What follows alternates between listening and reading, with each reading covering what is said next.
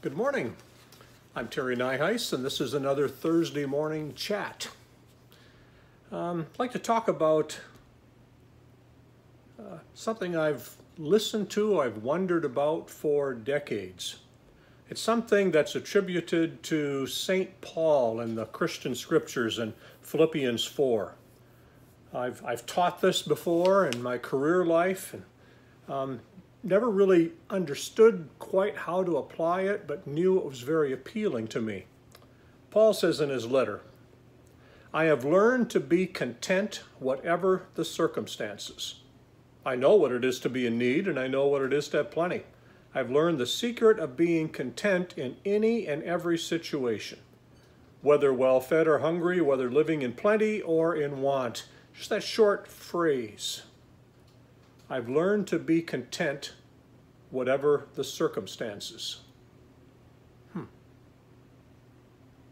I notice that it does not say I've learned to be content with every circumstance. In other words, just if you know St. Paul at all, he was a warrior. He'd go after things. He imagined better circumstances in life, in the world, and he pressed toward them. It's not saying I've learned to just tolerate anything. He doesn't say that. I've learned to be content. Okay, content. I grew up in Southwest Michigan in a Dutch Reformed community, and I've known growing up plenty of people who were kind of stoic. The circumstances might have been miserable, but yeah, they were content with it. They put up with it. They tolerated it. No, that's not what the word used for content here means. The word here, I've learned to be content, means more, I've learned to find delight. I've learned to experience enjoyment, gladness, gratification, happiness. I've discovered pleasure in the midst of all circumstances. I've learned to relish every moment, no matter what the circumstances. I've learned to find satisfaction. Wow. That kind of delight or happiness or satisfaction, no matter what the circumstances being positive or negative or somewhere in between, he's learned to be content. Oh, then that phrase, I have learned to be content. That would say to me that, at least in these words attributed to Paul, it wasn't something natural. It's not something that he either felt content or felt discontent. It was that he learned. He learned to discover contentment in all things. Then I've been paying attention a little bit. We're still in this pandemic, shut down, and I've listened to people. There are some people that have learned to be content in it. There are other people who constantly are experiencing discontent, rage, pushing against boundaries, even suing authorities or complaining, or I read their notes online and it's like, wow, they have learned to be very discontented with this, miserable in it. And I wonder too, what is the opposite? I've learned to experience contentment, or I've learned to experience misery. I've learned to experience discontent or a lack of pleasure, sadness, dissatisfaction. I've learned. How do we learn that kind of thing? I've been wondering about that. How do we learn that? There's an old statement by John Maxwell, who was a leadership trainer, a motivational type speaker, amazing guy. I listened to him a lot for a while. He said there are lots of things we cannot control in our life, circumstances and so on. We can't control all those, but there's one thing that we can control or learn, and that is our attitude. So how would we learn contentment? There are a few things that I pay attention to. And this is another one of those areas that I think a lot of it has to do with discipline. I cannot sit here and determine to be content. It's like, no matter what the circumstances, I'm going to be content, and I'll sit here until it's one of these things where you practice something because you can't achieve something else directly. So if I keep doing this, then my contentment will grow. I will learn contentment.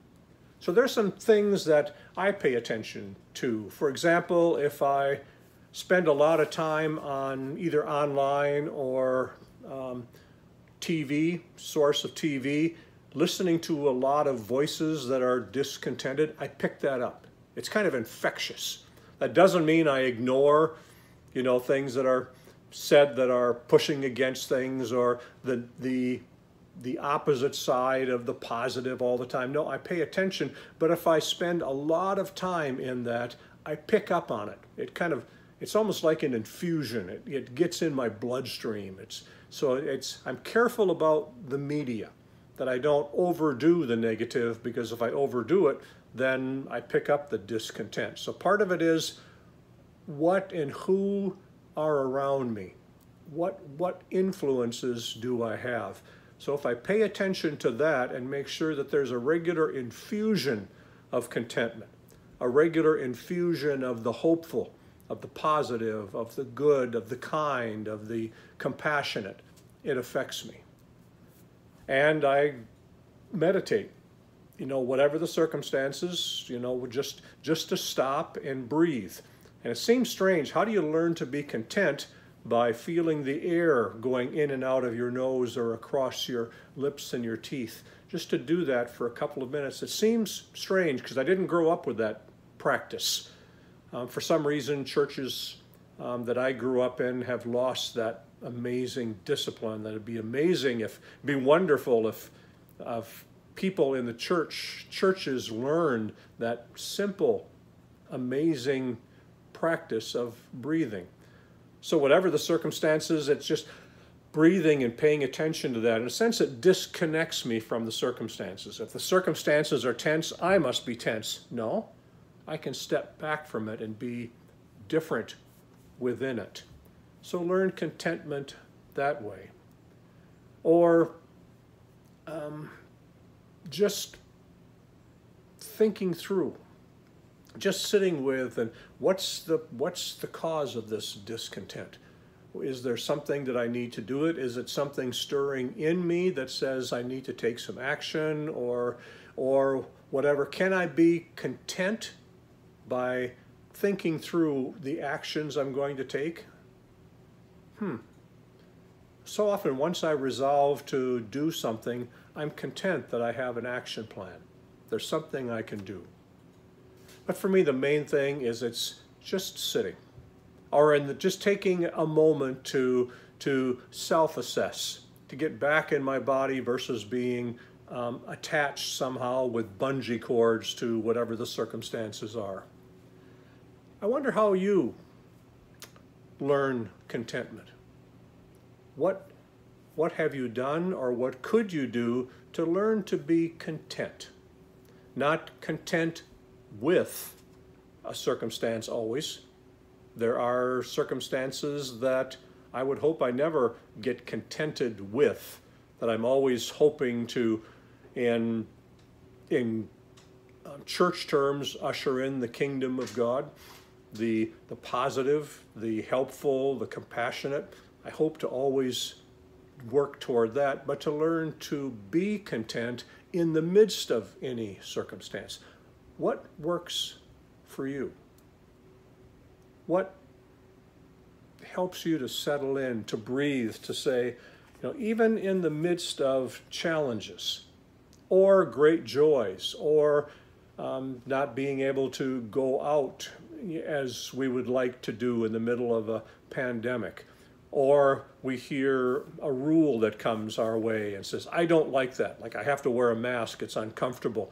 Learning to be content with it, learning to experience gladness, gratification, happiness, pleasure, satisfaction, no matter what the circumstances are. Wouldn't it be something if that's the way we could move through life. That's something worth learning. Think about it. Seek this week, no matter what the circumstances are, throughout this next week. Just pay attention. How could you learn? How could you discover? How could you experience contentment? That's my discipline for this week. I encourage you to do the same. Talk to you next week.